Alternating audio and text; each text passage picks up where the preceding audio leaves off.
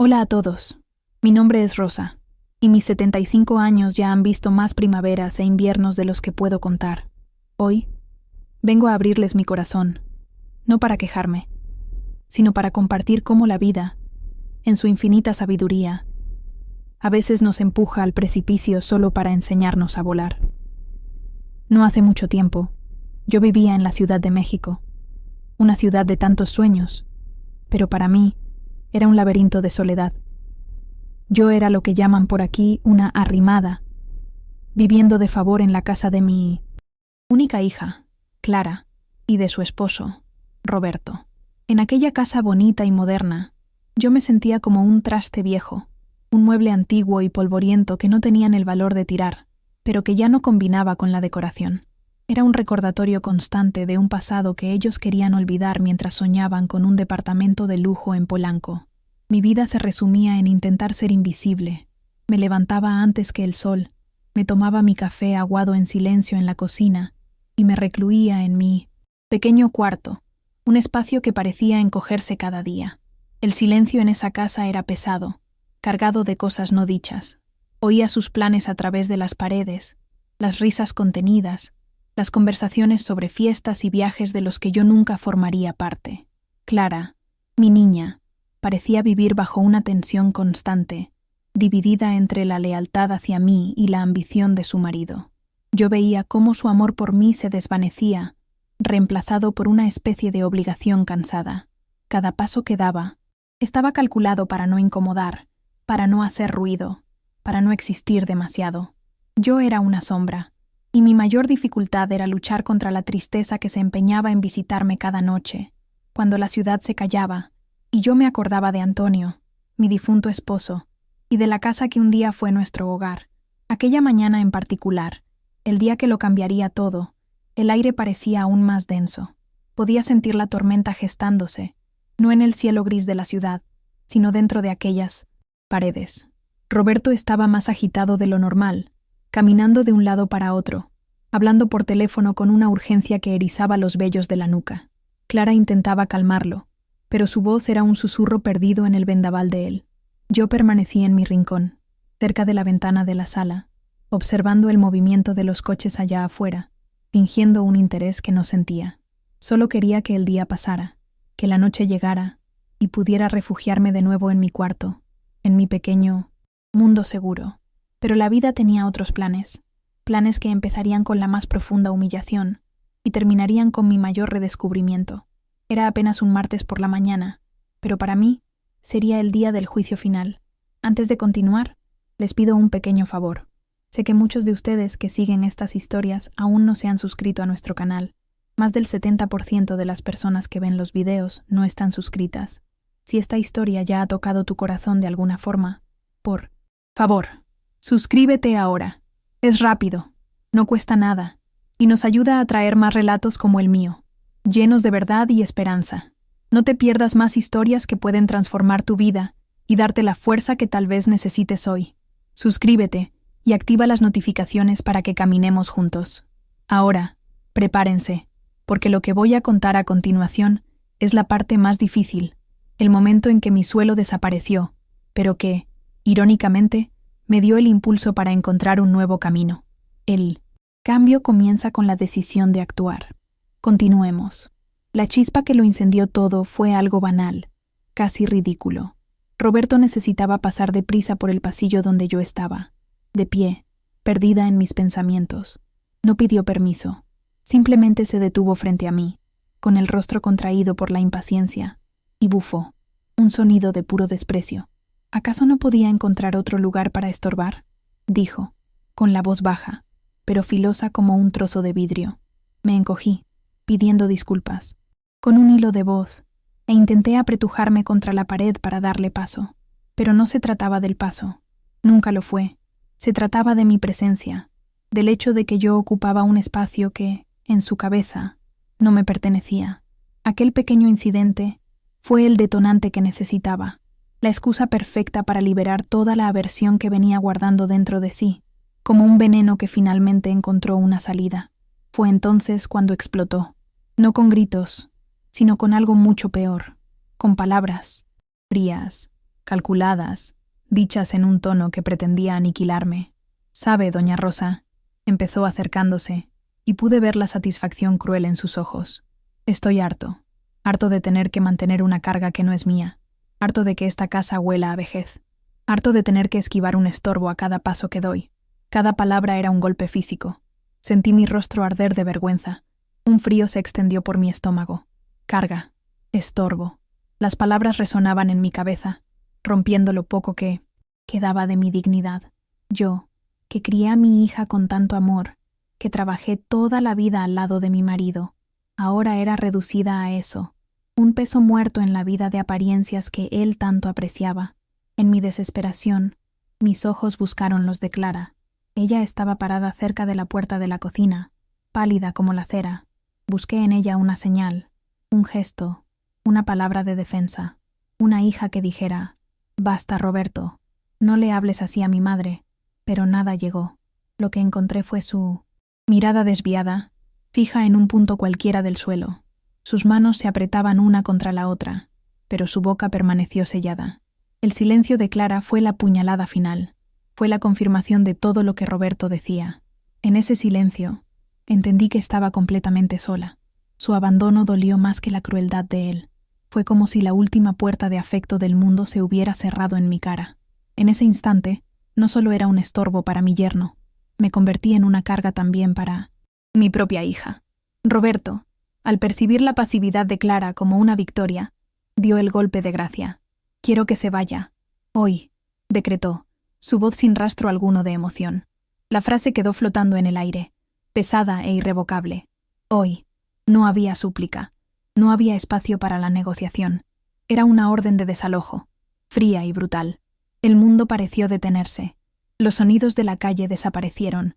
Todo lo que existía era su rostro, la palidez de mi hija y la certeza aterradora de que, a mis 75 años, me estaban echando a la calle.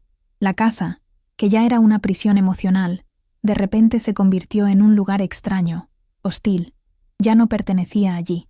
Ese pasillo, esa sala, esos rostros, todo se volvió parte de una vida que acababa de expulsarme de forma definitiva. No lloré, no grité. Una extraña calma se apoderó de mí, la calma de la aceptación final. ¿Qué podía decir? ¿Suplicar? ¿Para qué? ¿Para vivir más días siendo tratada como un objeto indeseado? No, había una última cosa que no podían quitarme: mi orgullo. Levanté la cabeza, miré a Roberto por un segundo, y luego a Clara, que todavía no podía mirarme a la cara. Sin decir una sola palabra, me di la vuelta y caminé lentamente hacia mi cuarto. Cada paso era pesado, como si arrastrara cadenas. No era solo mi cuerpo cansado el que se movía, sino una vida entera de memorias, de sacrificios, de amor dedicado a esa hija que ahora presenciaba mi expulsión en silencio. La dignidad era mi único equipaje. En mi pequeño cuarto, el mundo parecía haberse encogido aún más. Las paredes parecían cerrarse sobre mí. Abrí el ropero y miré mis pocas prendas. ¿Qué se lleva uno cuando lo expulsan del mundo? Tomé una pequeña maleta de mano, antigua y gastada, y empecé a meter las piezas esenciales. Un suéter grueso, algunas mudas de ropa, mis medicinas para la presión. Mis dedos temblaban un poco. Al lado de la cama había una fotografía en un portarretratos sencillo. Antonio, mi difunto esposo, y yo, el día de nuestra boda. Éramos jóvenes, llenos de esperanza. Metí la foto en la maleta con un cuidado infinito, envolviéndola en una blusa. Era como si estuviera intentando proteger ese recuerdo feliz de la fealdad del presente. Una vida entera, reducida a un pequeño equipaje que apenas pesaba. Cuando estaba a punto de cerrar la hebilla gastada de la maleta, mis ojos se posaron en una vieja carpeta de cartón amarrada con un mecate, en el fondo oscuro del ropero. Eran los documentos de mi padre. Dentro, yo sabía, estaban los papeles del terreno ejidal que me dejó como herencia, allá cerca de Toluca. Un pedazo de tierra al que Roberto siempre se refería como un terreno baldío sin valor, un suelo seco e inútil que solo servía para acumular polvo y nostalgias. No sé explicar qué me impulsó. No fue un plan, no fue una estrategia, fue un arrebato, un acto casi desesperado de aferrarme a algo que fuera únicamente mío, una herencia de mi padre, un hombre que me amó y que jamás me habría visto como una carga. Tomé la carpeta, Sentí el polvo en mis dedos, y sin pensarlo 2 veces, la metí dentro de la maleta, encima de la foto de mi Antonio. Era un pedazo de mi pasado, de mi raíz, y en ese momento era lo único de valor que sentía poseer. Con la maleta en una mano y el corazón en la otra, salí del cuarto, pasé por el corredor, el escenario de mi humillación, sin mirar a los lados. Podía sentir la presencia de Clara y Roberto en la sala, un silencio pesado y culpable. No me permití mirarlos. Si miraba a mi hija, tal vez mi frágil valor se rompería en 1000 pedazos. Me enfoqué solo en la puerta de entrada. La perilla fría en mi mano fue el último contacto con esa casa. La giré, abrí la puerta y salí al pasillo del edificio. El sonido de la puerta al cerrarse detrás de mí fue un clic seco, definitivo. Un punto final. Ahí estaba yo, una señora de 75 años, del lado de afuera, con una pequeña maleta y una carpeta de documentos inútiles. El ruido de la Ciudad de México me engulló de inmediato. Un monstruo indiferente a mi dolor. Por primera vez en la vida, la ciudad me pareció aterradora. Los claxones de los coches, los gritos de los vendedores ambulantes, el mar de gente pasando deprisa por las banquetas. Todo parecía empujarme, sofocarme. Yo, que siempre había caminado por esas calles, ahora me sentía una extranjera. Cada rostro era un extraño, cada edificio era una muralla. La vulnerabilidad era un manto frío sobre mis hombros. Era solo una viejita más perdida en la multitud, una figura invisible y frágil. El pánico empezó a burbujear en mi pecho, una sensación ácida de puro terror. ¿A dónde ir? ¿Qué hacer? Tenía unos pocos pesos en la bolsa, suficientes para un par de días, quizá. Pero ¿y después? La imagen de mí misma durmiendo en la banca de un parque, encogida de frío, era tan nítida y tan terrible que me faltó el aire. Mi mente era un torbellino de miedo y confusión. Las palabras de Roberto, carga, estorbo, rebotaban en mi cráneo. El silencio de Clara era un eco, aún más doloroso. Me senté en el escalón de una tienda cerrada, con la maleta a mi lado, e intenté organizar mis pensamientos. Iglesias, albergues, la vergüenza me paralizaba. ¿Cómo podría llegar a un lugar de esos y decir, mi hija me corrió de su casa? La humillación parecía más grande que el hambre o el frío. Me sentía sucia, desechada. Cerré los ojos con fuerza, intentando alejar las imágenes, intentando encontrar un solo pensamiento claro en medio de ese caos. Necesitaba una dirección, por pequeña que fuera. Necesitaba un nombre, un rostro amigo en un universo que, de repente, se había vuelto hostil y desconocido. Y entonces, como una vela encendida en la oscuridad, un nombre surgió de las profundidades de mi memoria. Alejandro. Don Alejandro Torres, el compadre de mi Antonio. Un hombre serio, de pocas palabras, pero de un corazón justo. Mi esposo confiaba en él a ojos cerrados. Alejandro tiene la cabeza bien puesta, Rosita. Él ve lo que otros no ven, solía decir Antonio. Hacía años, quizá más de una década, que no lo veía. Desde que Antonio se fue, me encerré en mi luto y después, en mi vida de arrimada. Ni siquiera sabía si aún vivía, si todavía moraba en la misma ciudad, pero su nombre era la única chispa de esperanza en medio de la oscuridad. Un topógrafo, eso era, un hombre que entendía de tierras, de mapas, de medidas. Aferrándome a esa frágil esperanza con la fuerza de quien se ahoga, tomé una decisión. Iba a buscarlo. Recordé vagamente que Antonio mencionaba su pequeña oficina, cerca del Metro Valderas, un lugar que no visitaba desde hacía una eternidad. Era un tiro al aire, una apuesta improbable. Podía haberse mudado, jubilado, fallecido, pero era lo único que tenía. Era mejor que quedarme ahí, sentada, esperando que la desesperación me consumiera por completo. Me levanté, con el cuerpo adolorido por el esfuerzo y la tensión. Me ajusté el suéter, sujeté el asa de la maleta con más firmeza e, instintivamente, apreté la carpeta de papeles contra mi pecho. Aún no sabía por qué, pero sentía que esos viejos documentos y yo estábamos ligados por un hilo invisible del destino. El trayecto en camión fue un viaje por dentro de mí misma. Subir los altos escalones del vehículo fue un reto, y nadie se ofreció a ayudar. Encontré un asiento junto a la ventana y observé la ciudad pasar, cada esquina, cada plaza, Traía un recuerdo de Antonio. Recordé cuando caminábamos de la mano por esas mismas calles, jóvenes y llenos de planes. Recordé cómo él me mostraba la ciudad, orgulloso, como si fuera el dueño de todo. La nostalgia me apretó el pecho con una fuerza brutal, y mi soledad actual pareció aún más profunda en comparación con la felicidad del pasado. El camión se mecía, la gente conversaba, reía, vivía sus vidas, y yo era solo un fantasma allí, una pasajera invisible viajando hacia un quizás. Cuando me bajé en la parada cerca de la estación Valderas, el aire era diferente. Era un barrio más antiguo, con un alma que la modernidad de donde vivía Clara ya había perdido. El olor a elote asado en el comal se mezclaba con el bullicio de un mercado popular. Las fachadas de los edificios eran más bajas, más coloridas, con balcones de hierro forjado. Había una vida pulsante allí, un desorden organizado que, de alguna manera, me acogió. Era el México que yo conocía, el México de mis recuerdos. Por un instante, una minúscula sensación de pertenencia me abrigó por dentro. Era como volver a casa, aún sin tener una. Le pregunté a un muchacho que vendía jugos en un puesto por la calle que buscaba, y me indicó la dirección con una sonrisa amable. La calle era estrecha, de adoquines, con talleres mecánicos y pequeñas tiendas familiares. Y entonces la vi, una puerta de madera sencilla, un poco descascarada por el tiempo. A un lado, una pequeña placa de latón, ya oxidada por el tiempo, donde se podía leer con dificultad Alejandro Torres, topografía y avalúos. Mi corazón dio un brinco. Todavía estaba allí. Parecía un milagro, una señal divina de que estaba en el camino correcto. Una ola de alivio tan fuerte recorrió mi cuerpo que tuve que apoyarme en la pared por un segundo para no caer. Me quedé allí parada, mirando esa puerta, reuniendo el valor que me quedaba.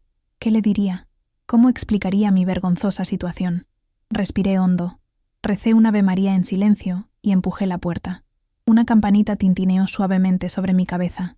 El lugar era pequeño, abarrotado de papeles, mapas enrollados en grandes cilindros, teodolitos y otros instrumentos que yo no sabía nombrar. El aire tenía el olor característico de papel viejo y polvo, un olor a trabajo y a tiempo. Detrás de un gran escritorio de madera cubierto por un mapa inmenso, un hombre de pelo cano y lentes de aros gruesos levantó la cabeza. Me miró con una expresión de curiosidad, que pronto se transformó en confusión, como si intentara encajar mi rostro en alguno de sus recuerdos. Sus ojos se entrecerraron, y entonces un brillo de reconocimiento surgió. Se quitó los lentes, lentamente. «¿Rosa? ¿Rosita?», dijo, la voz ronca por la sorpresa. «¿Es usted, comadre?». Ese nombre, Rosita, dicho con tanto cariño y sorpresa, fue lo que rompió la presa que había construido alrededor de mi corazón. Las lágrimas que contuve con tanta fuerza frente a Clara y Roberto, las que sofocó en el camión, finalmente brotaron. No fue un llanto fuerte, de desesperación, sino un llanto silencioso, cansado, de quien finalmente encuentra un puerto seguro después de una tormenta devastadora. No podía hablar, solo asentí con la cabeza, confirmando que sí, era yo, la Rosita que él conoció en tiempos más felices. Al ver mi estado, la maleta gastada en el suelo, el rostro marcado por el dolor, la preocupación se apoderó de la expresión de Alejandro. No hizo preguntas invasivas. Con una amabilidad que me desconcertó, acercó una silla de madera y me hizo sentar. «Siéntese, comadre, siéntese. Déjele traigo un vaso de agua». Mientras él fue a buscar el agua a un filtro de barro que estaba en un rincón del despacho. Yo respiré hondo. El olor a papel viejo de su oficina me calmaba de una forma extraña. Regresó y me tendió el vaso con mano firme. Beber esa agua fresca fue como si estuviera bebiendo la vida misma. Poco a poco, con la voz entrecortada y llena de pausas, le conté todo. No necesité dar muchos detalles. Las palabras carga, estorbo, corrida, fueron suficientes. Mientras hablaba, veía cómo el rostro de don Alejandro se transformaba. Su expresión de preocupación dio paso a una fisonomía dura. Sus mandíbulas se contrajeron de una rabia contenida. No me interrumpió, solo escuchó, con sus ojos fijos en los míos, y su escucha silenciosa fue la mayor validación que pude recibir. Estaba enojado por mí, y eso me hizo sentir que mi dolor era real, que no era una exageración de mi vejez. Cuando terminé, Un silencio pesado flotó en la pequeña oficina. Alejandro golpeó la mesa con el puño cerrado, un golpe sordo que hizo temblar los papeles. «Canallas», murmuró, más para sí mismo que para mí. «Hacerle esto a usted, Rosita». Se levantó y empezó a caminar de un lado a otro en el espacio apretado, como un animal enjaulado. Luego, se detuvo frente a mí y me puso una mano en el hombro. «Míreme, comadre. Lo primero es esto. Aquí está a salvo. Esta noche, usted no va a ningún lado. Mi casa es su casa. Nadie, nunca más, la va a volver a echar». Sus palabras fueron un bálsamo. No ofreció lástima. Ofreció un techo, seguridad. Me ofreció la dignidad que me habían robado horas antes. Por primera vez en ese día terrible, sentí que podía respirar sin que me doliera el pecho. Después de que me calmé un poco más, se sentó de nuevo, con un aire más práctico. «Bien, ¿y cuáles son sus planes?». La pregunta me trajo de vuelta a la realidad. «No tengo planes, Alejandro». «Ninguno», admití, la vergüenza volviendo a encender mi rostro. «Yo solo vine para acá por impulso. No sabía qué más hacer». Fue entonces cuando me acordé de la carpeta. Con las manos todavía un poco temblorosas, abrí la maleta y saqué la vieja carpeta de cartón, poniéndola sobre el mapa en su escritorio. «Solo traje esto conmigo. Son los papeles de aquel terreno que mi papá me dejó cerca de Toluca. Sé que no vale nada». Roberto siempre decía. Mi voz se apagó al final de la frase, repitiendo la mentira que yo misma ya creía que era verdad. Alejandro miró la carpeta con un respeto que me sorprendió. No la descartó como yo esperaba. Al contrario, sus ojos de profesionista brillaron con curiosidad. Con cuidado, como si manejara una reliquia, deshizo el nudo del mecate y abrió la carpeta. Sus dedos se deslizaron por los documentos amarillentos por el tiempo, analizando los sellos antiguos, la caligrafía del escribano. «Ejido de San Mateo Atenco», leyó en voz baja. «Conozco bien esa región, Rosita». «Muy bien». Me miró, y de repente ya no era solo mi compadre preocupado.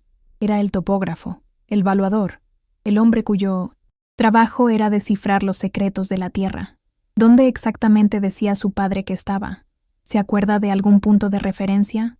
¿Un árbol? ¿Una loma? Su seriedad me contagió, y empecé a forzar mi memoria. Aquel fue el inicio del giro inesperado. Mientras yo intentaba recordar las vagas descripciones de mi padre, Alejandro ya se movía con un propósito. Fue a un gran archivador de metal y, con la agilidad de quien conoce su territorio, sacó un enorme rollo de papel. Lo abrió sobre el escritorio, y un mapa moderno y detallado de la región de Toluca cubrió los papeles antiguos. El contraste era inmenso. Por un lado, mi herencia frágil y olvidada. Por el otro, la precisión fría de la tecnología. Con una regla y un lápiz, empezó a hacer marcas, a triangular coordenadas, a murmurar nombres de carreteras y ríos, cruzando la información de mis papeles con la de su mapa. Yo solo observaba, fascinada y sin entender nada, sintiendo una extraña electricidad en el aire. Después de unos minutos de concentración intensa, lo encontró. «Lo hallé», dijo, circulando un pequeño punto en el mapa con el lápiz. «Está aquí, exactamente como los documentos lo describen». Miró el punto por un largo rato, y una expresión extraña se apoderó de su rostro, una mezcla de duda y excitación. Se dio la vuelta, fue a otro cajón, y de allí sacó un segundo rollo de mapas, diferente del primero. Este tenía líneas de colores y sellos del gobierno.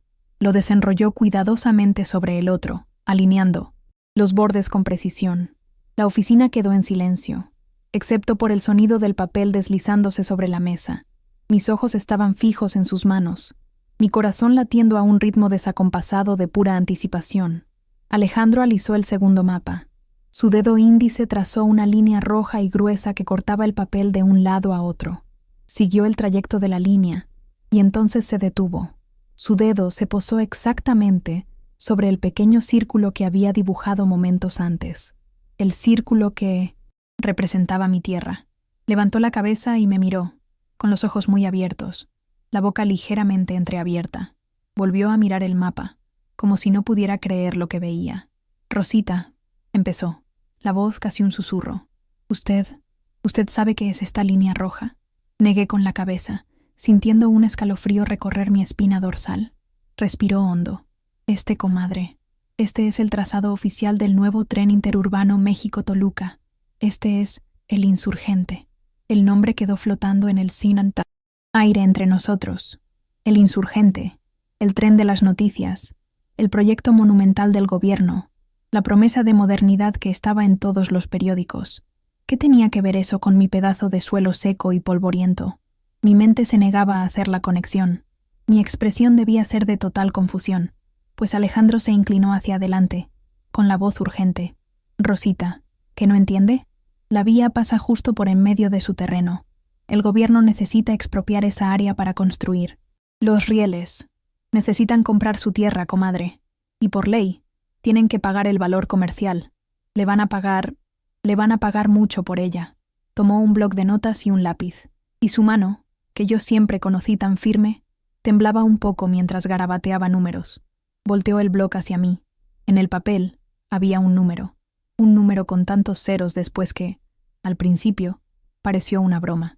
Miré las cifras, pero mi cerebro no podía procesarlas. Eso no podía ser dinero. Era una cifra de otro mundo, un número de lotería, un sueño imposible. Millones de pesos por ese pedazo de tierra que mi yerno llamaba basura. El mundo empezó a girar. La pequeña oficina pareció inclinarse. Las paredes ondularon. El terreno baldío sin valor. El motivo de burla, la herencia olvidada. Era mi salvación, mi fortuna. Me quedé allí, sentada, mirando el número en el papel, completamente muda. El sonido de la ciudad, mi dolor, mi humillación, todo desapareció, engullido por el silencio, vertiginoso de aquella revelación. Mi vida entera estaba siendo reescrita en ese instante. La primera sensación no fue de alegría, fue de vértigo. El mundo, que hasta entonces era sólido bajo mis pies, aunque doloroso, de repente se licuó. Sentí un zumbido en los oídos, como si mi cabeza estuviera llena de abejas. Mi mano se extendió y tocó el papel del bloc, el dedo siguiendo los contornos de los ceros, como si pudiera confirmar su realidad por el tacto. Miré a Alejandro, buscando en su rostro alguna señal de que aquello era una broma de mal gusto, un espejismo causado por mi dolor. Pero no, su rostro estaba tan atónito como el mío. Había un asombro genuino en sus ojos, la admiración de un profesional ante un hecho extraordinario. Aquello era real. La fortuna era real. Y el shock de esa realidad era tan violento como la humillación que había sufrido por la mañana. Alejandro, al darse cuenta de mi estado, me dio un momento para respirar y luego, con su calma práctica, empezó a explicarme las cosas como si yo fuera una niña. Habló en términos que apenas comprendía, como expropiación por utilidad pública e indemnización justa. Las palabras técnicas flotaban a mi alrededor, pero la esencia penetró en mi mente aturdida. El dinero era mío por derecho, era la ley, y entonces dijo algo que resonó hondo en mi alma. La arrogancia de ellos, Rosita, fue la suerte de usted. Roberto estaba tan cegado por la avaricia de tener un departamento en Polanco, que nunca se tomó la molestia de ver lo que tenía bajo sus narices. La información sobre el trazo del tren es pública, pero para él, su tierra era solo un estorbo, y nunca investigó. La ironía era tan cortante, tan poética, que me robó el aliento de nuevo. Y fue ahí que la primera emoción clara emergió de la niebla del shock. No fue felicidad, fue un sentimiento feroz de justicia, una vindicación tan profunda que dolía. No pensé en ropa nueva, ni en una casa lujosa, ni en viajes. Mi mente me llevó de vuelta al pasillo de la casa de Clara, a la voz de Roberto llamándome «Carga». La fortuna que ahora se me presentaba no era un premio de lotería, era un escudo, era una armadura, era la respuesta del universo a mi dolor. Era mi padre, desde el cielo, extendiendo su mano para cuidarme, demostrando que su legado, que había sido despreciado, era en realidad mi fuerza. Era la prueba de que yo no era un estorbo. Yo era la dueña de la tierra sobre la cual se construiría el futuro de la ciudad. Entonces, «Comadre», la voz de Alejandro me trajo de vuelta a la pequeña oficina. «¿Qué va a hacer?». La pregunta era un abismo y un universo de posibilidades al mismo tiempo. ¿Hacer? Yo, que pasé los últimos años decidiendo solo si barrería la cocina antes o después de la comida para no estorbar, ahora tenía que decidir qué hacer con una fortuna. Mi mente, acostumbrada a encogerse, a limitarse al espacio de un cuarto pequeño, no sabía cómo expandirse. Las paredes mentales que construí para sobrevivir eran demasiado altas. ¿Comprar una casa solo para mí? Parecía solitario. ¿Viajar? ¿A dónde si mi mundo acababa de ser volteado de cabeza? Por primera vez en décadas, tenía el poder de elegir, y eso era casi tan aterrador como no tener ninguna opción. Mi mente, en busca de una respuesta, no se fue al futuro, sino que volvió a la herida aún abierta de esa mañana.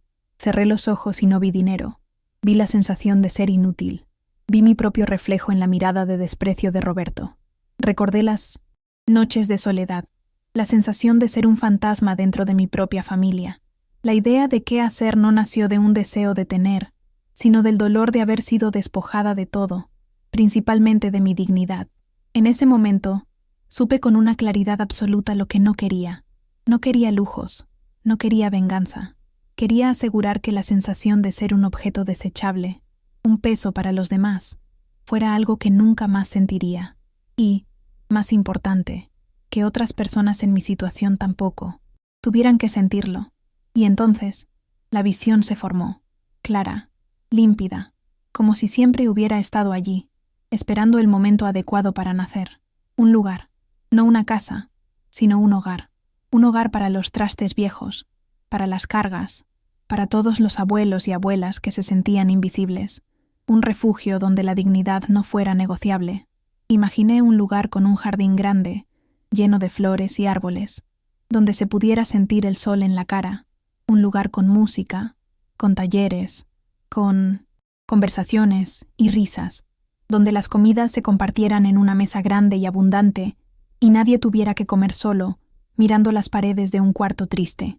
El nombre surgió en mi mente, completo y perfecto. Casa-hogar, el rosal de los abuelos. Un jardín para cultivar las rosas que el mundo pensaba que ya se habían marchitado. Abrí los ojos y miré a Alejandro. La mujer temblorosa y asustada de minutos atrás había desaparecido. En su lugar, había una nueva Rosa, con los ojos brillantes, ya no de lágrimas, sino de un propósito recién descubierto. Mi voz salió firme, sin titubeos. «No quiero un palacio para mí, Alejandro», dije, y la fuerza en mis propias palabras me sorprendió. «Quiero usar ese dinero para construir un hogar. Un lugar de verdad, con respeto. Un lugar donde ningún anciano tenga que escuchar que es un estorbo para su familia. Donde puedan vivir sus últimos años con alegría y, sobre todo, con dignidad». Ya no estaba hablando de un sueño vago. Estaba declarando la misión de mi vida.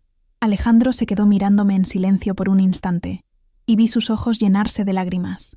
No intentó disuadirme, no habló de las dificultades. Vio la transformación, el fénix renaciendo de las cenizas de la humillación. Sonrió, una sonrisa amplia y genuina, llena de admiración. «Rosita, esa es la idea más hermosa y más justa que he escuchado en toda mi vida», dijo, con la voz entrecortada por la emoción. «Y no va a hacer esto sola. Cuente conmigo para lo que necesite. Yo le voy a ayudar con toda esta burocracia. Vamos a encontrar a los mejores abogados. Vamos a vender esa tierra por el precio justo y vamos a construir el mejor hogar para ancianos que este país haya visto. Es una promesa, comadre». Su apoyo, incondicional e inmediato, fue la tierra fértil donde mi semilla de esperanza podía finalmente brotar. Aquel día, que comenzó con el fin de mi mundo, se estaba convirtiendo en el inicio de uno nuevo. La mujer que salió de casa esa mañana, doblegada por el peso de la vergüenza, ya no existía. Todavía sentía el cansancio en los huesos, pero ahora era un cansancio diferente, mezclado con una energía poderosa, unas ganas de vivir que pensé que había perdido para siempre. El universo, en su misteriosa forma de operar, usó el acto más cruel para darme la mayor de las bendiciones. La expulsión que debía destruirme fue lo que me dio los recursos y la claridad para construir un refugio para muchos otros. La vida me quitó una casa donde era una carga, para que yo pudiera construir un hogar donde todos serían tesoros. El resto de ese día pasó como un sueño. Alejandro hizo algunas llamadas. Habló con un abogado de su confianza que prometió verme a la mañana siguiente.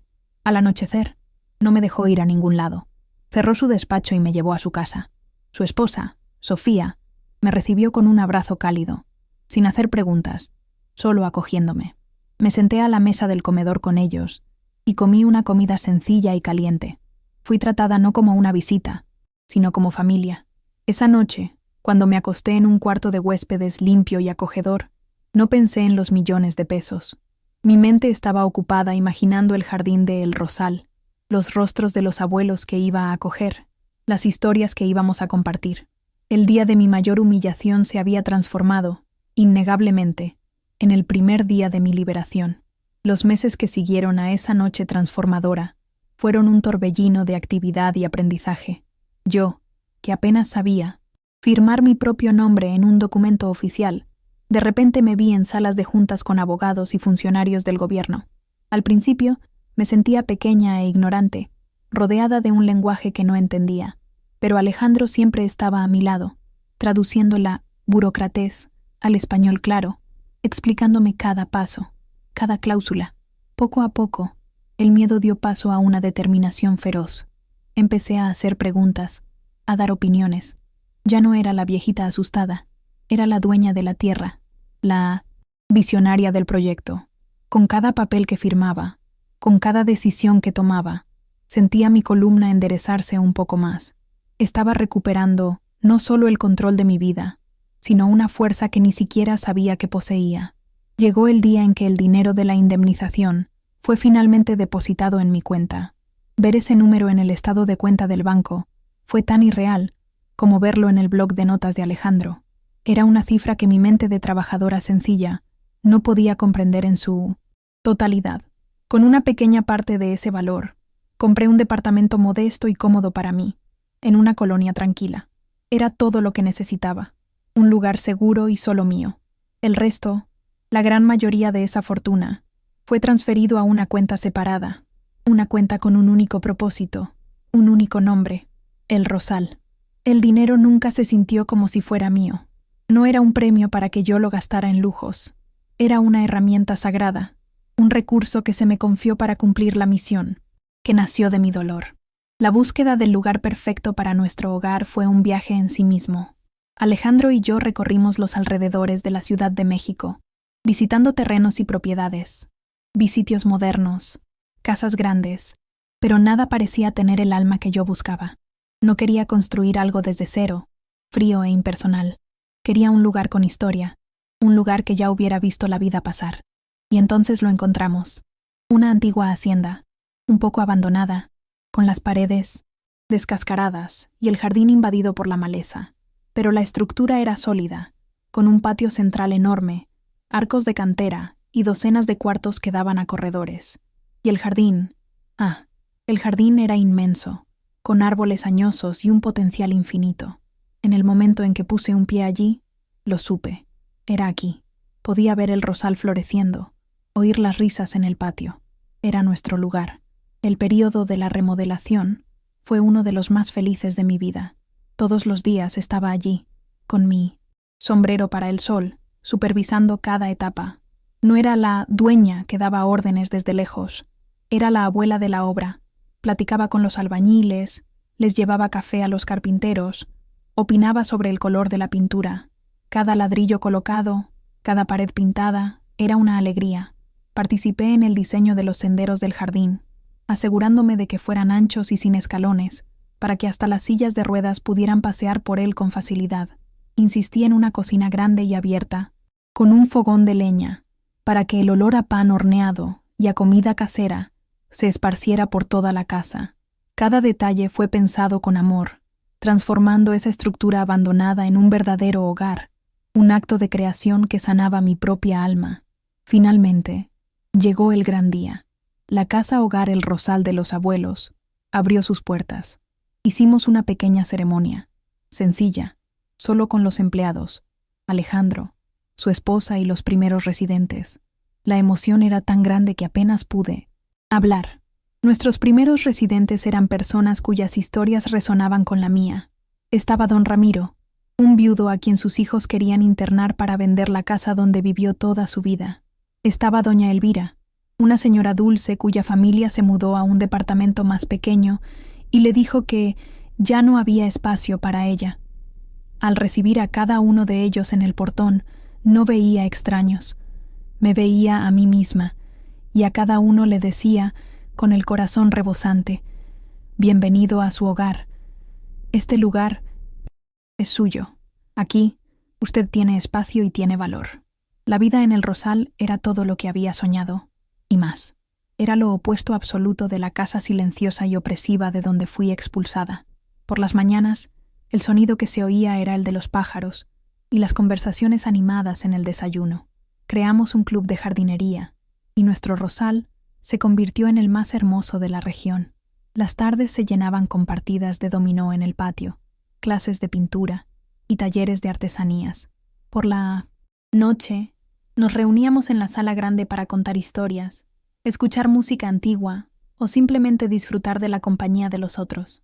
No actuaba como una directora o administradora, era simplemente Rosa, una de las residentes, que por casualidad tenía la llave de la despensa. Mi único trabajo era asegurarme de que nadie se sintiera solo, que nadie se sintiera invisible. Mientras nuestro Rosal florecía, las noticias del mundo que había dejado atrás comenzaron a llegar, como hojas secas, sopladas por el viento. Fue Alejandro quien me contó, con un aire de tristeza, lo que supo por conocidos en común. El sueño de Roberto y Clara de mudarse a Polanco se había convertido en una pesadilla. Al parecer, en su prisa por enriquecerse, Roberto se había involucrado en negocios turbios, inversiones de alto riesgo. Quería el atajo a la vida de lujo, pero todos los atajos lo llevaron al precipicio. No solo no consiguió el departamento de sus sueños, sino que empezó a acumular deudas enormes. Con la gente equivocada, su codicia era un pozo sin fondo. La caída fue rápida y brutal. Primero, perdieron el coche. Luego, para pagar las deudas más urgentes, tuvieron que vender la casa donde vivían, la misma casa de la que me expulsaron. El imperio de apariencias que construyeron con tanto afán se desmoronó como un castillo de naipes. Roberto, derrotado y humillado, desapareció por un tiempo, y Clara, que siempre vivió a la sombra de la ambición de su marido, se encontró sola y sin recursos. Supe que tuvo que conseguir un trabajo de limpieza en una oficina para poder pagar un pequeño cuarto de alquiler.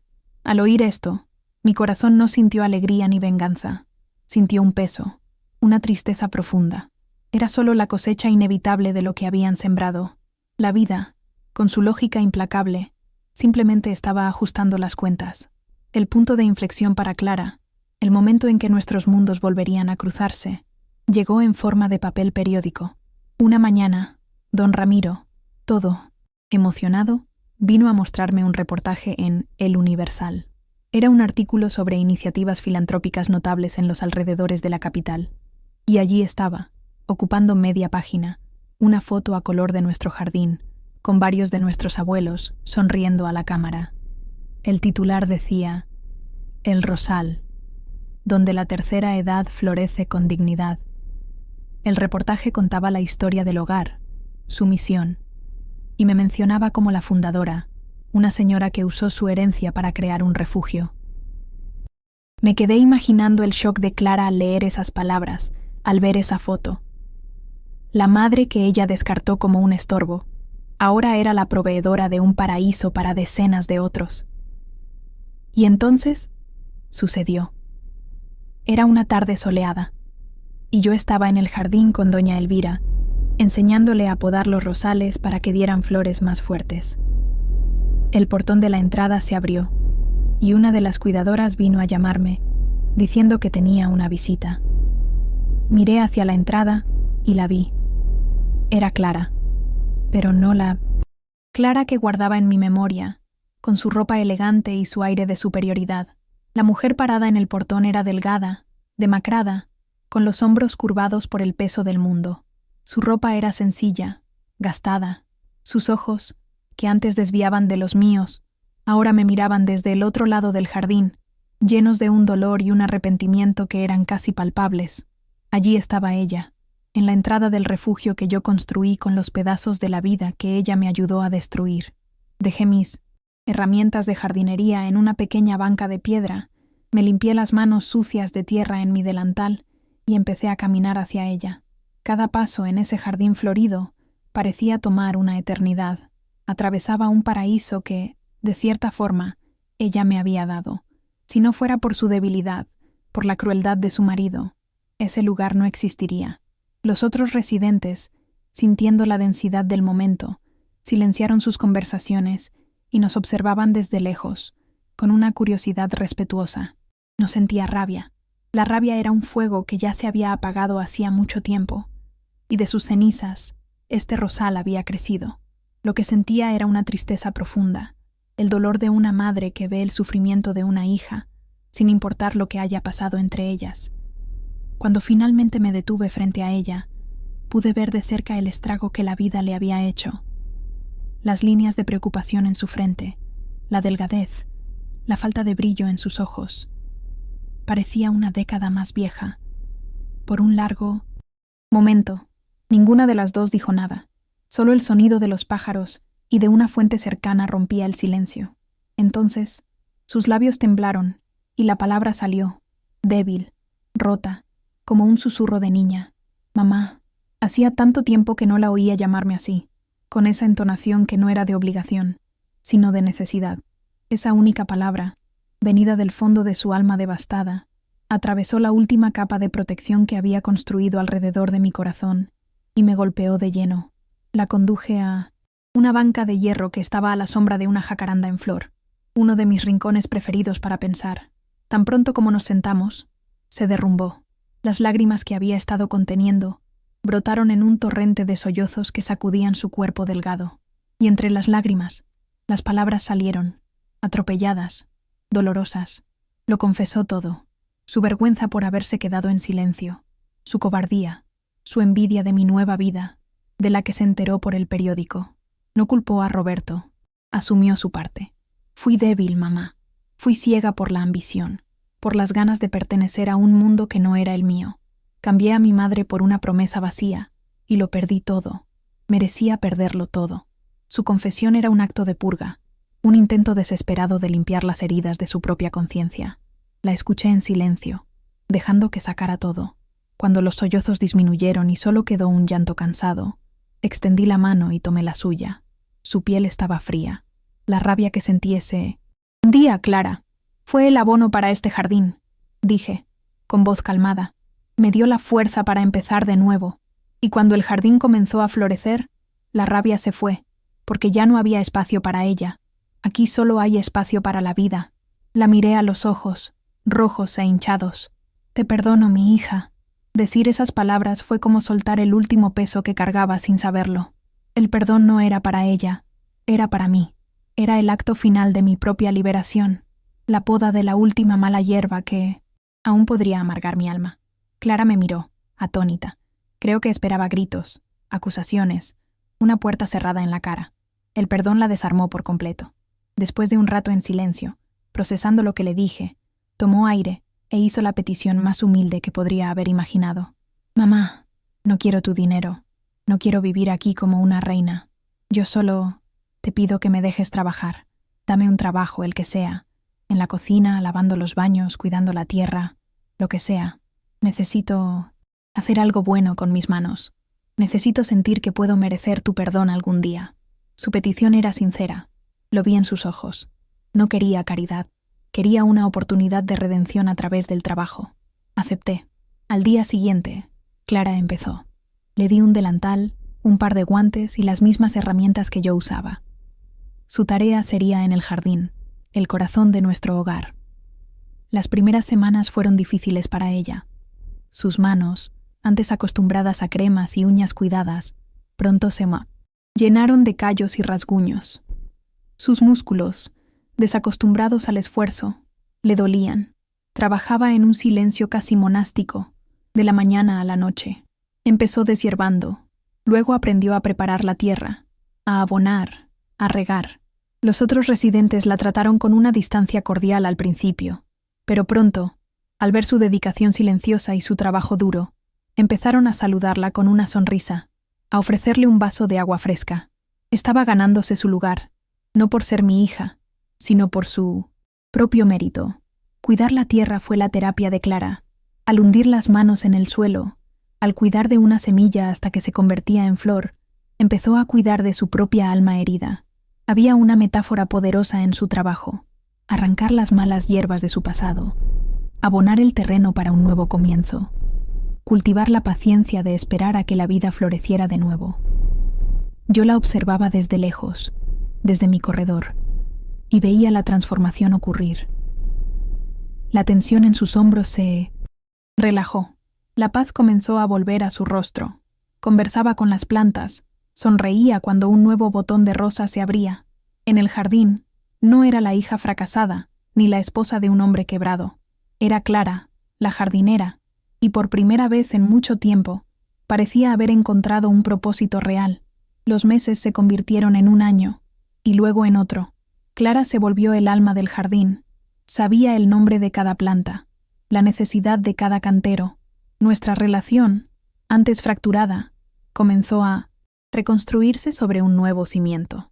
Ya no el de madre e hija con sus obligaciones y resentimientos, sino el de dos mujeres que compartían el amor por ese lugar. Nuestras conversaciones ya no eran sobre el pasado doloroso, sino sobre la plaga que atacaba las begonias, o sobre cuál era la mejor época para podar los árboles frutales. Poco a poco, las risas volvieron. El vínculo que pensé que estaba muerto para siempre estaba renaciendo, nutrido por la tierra, el trabajo y el tiempo. Mis huesos ya no eran los mismos. Aunque mi espíritu seguía fuerte, mi cuerpo comenzaba a sentir el peso de mis casi 80 años. Sabía que no podría seguir al frente de El Rosal para siempre. El hogar era una entidad viva, que necesitaba energía y liderazgo para seguir floreciendo. Un día, mientras caminábamos juntas por El Rosal al atardecer, me detuve y me volví hacia Clara. Veo el cambio en ti, mi hija. Veo tu corazón. Este lugar tiene un alma, y esa alma necesita ser protegida. Miré su rostro, ahora sereno y fuerte. Me estoy haciendo vieja, Clara, y necesito a alguien que continúe este sueño. Alguien que entienda que la verdadera riqueza de este lugar no está en el edificio, sino en el respeto que le damos a cada persona que vive aquí. Ella me escuchaba en silencio, con los ojos fijos en los míos. Quiero enseñarte a administrar el hogar, continué. No para que seas mi heredera, sino para que seas la guardiana de este legado. ¿Estarías dispuesta a aprender? ¿A asumir esta responsabilidad?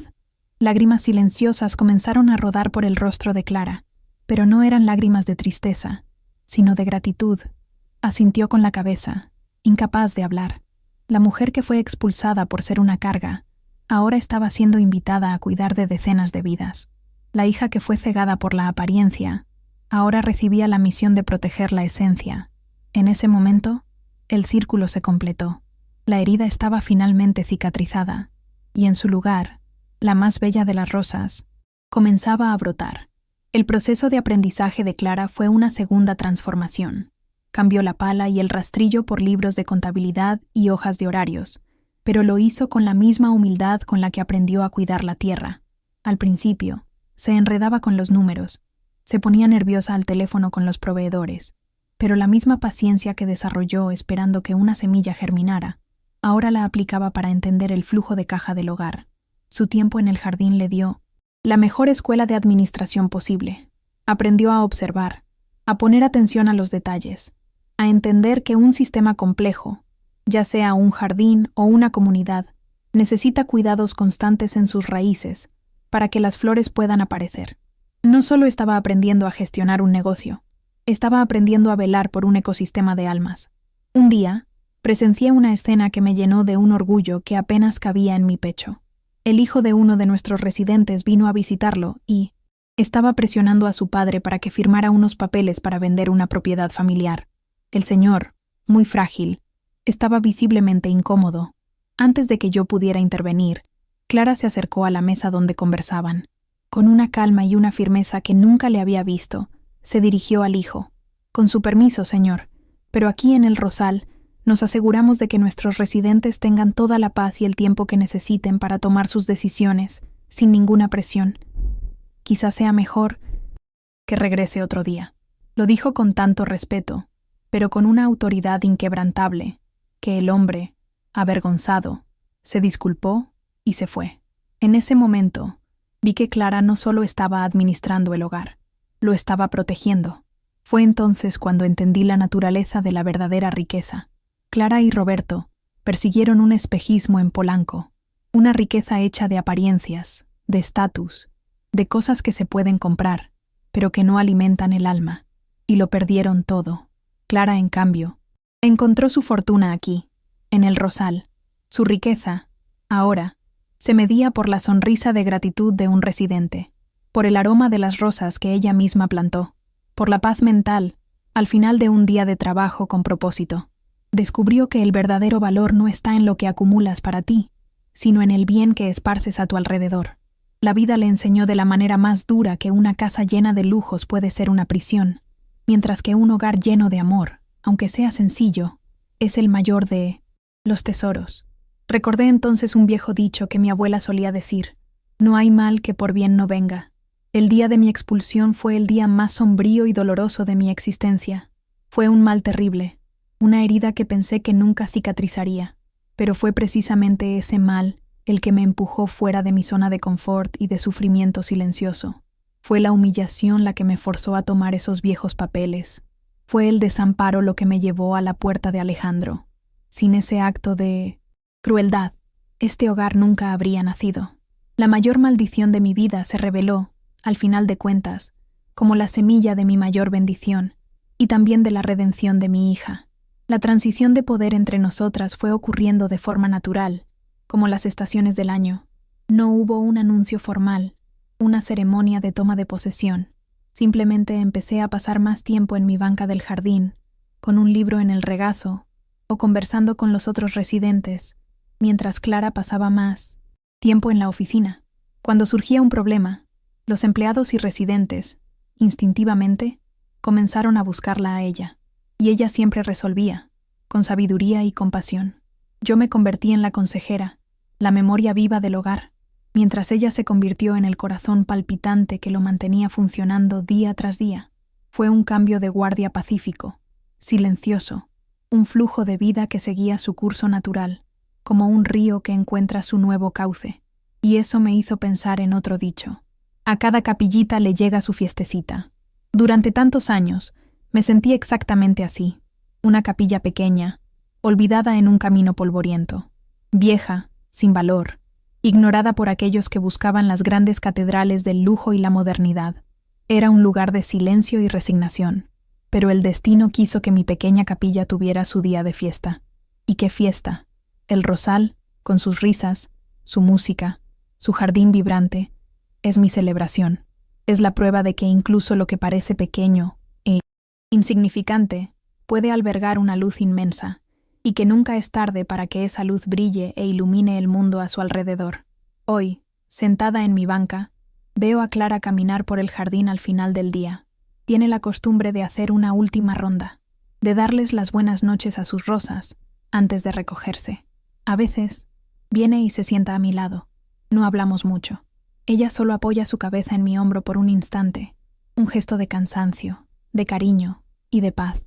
En ese silencio compartido reside la totalidad de nuestro viaje: el dolor, el perdón, la redención, el amor reencontrado. No necesitamos palabras. El jardín habla por nosotras. La belleza que nos rodea es el testimonio de nuestra historia, la prueba de que hasta del suelo más herido puede nacer el más bello de los rosales.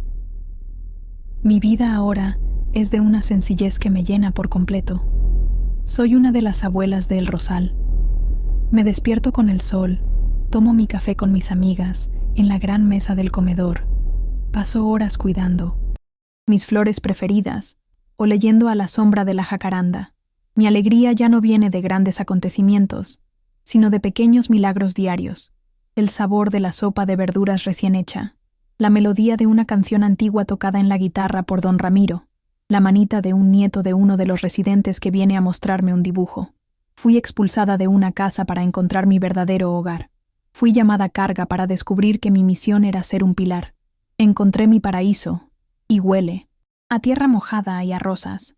El legado que espero dejar no es el edificio de ladrillos o el dinero en el banco. Es la idea de que la dignidad no es un lujo, sino una necesidad humana básica. La idea de que la vejez no es el final del camino, sino una nueva etapa, llena de sabiduría y de valor. Mi deseo es que la historia de El Rosal inspire a otras personas a mirar a sus ancianos no como un problema que hay que administrar, sino como bibliotecas vivientes, llenas de historias, de conocimiento y, sobre todo, de amor. Que cada persona que se sienta como un traste viejo pueda encontrar la fuerza para descubrir el tesoro que guarda dentro de sí. Y así, queridos amigos de este espacio, cierro mi historia. El viaje fue largo y a veces muy doloroso, pero cada paso valió la pena. La mujer que salió de casa solo con una maleta y la dignidad, hoy tiene un hogar lleno de vida y un corazón en paz. El terreno que era sin valor se transformó en un refugio de valor incalculable. Espero que mi relato pueda llevar un poco de esperanza a quien lo necesite. Recuerden que, incluso en los días más oscuros, una pequeña semilla de fortaleza puede estar escondida en algún rincón de nuestra alma, solo esperando la oportunidad de germinar. Muchas gracias por escucharme. Ahora que has visto esta increíble historia de superación, recuerda, tu fuerza está dentro de ti. Como Doña Rosa enfrentó sus desafíos, tú también puedes vencer los tuyos. ¿Alguna vez has superado un desafío difícil en tu vida? ¿Cómo te ayudó la perseverancia a vencer? Comparte tu historia en los comentarios de abajo. Inspirémonos unos a otros. No olvides suscribirte al canal y activar las notificaciones para recibir más historias que puedan transformar tu camino de superación. No dejes pasar esta oportunidad. Haz clic en el video que aparece en la pantalla ahora para descubrir otra inspiradora historia de superación que fortalecerá tu valor y determinación. Fue un placer compartir esta historia contigo. Que el valor y la fuerza de superación te acompañen. Hasta el próximo video.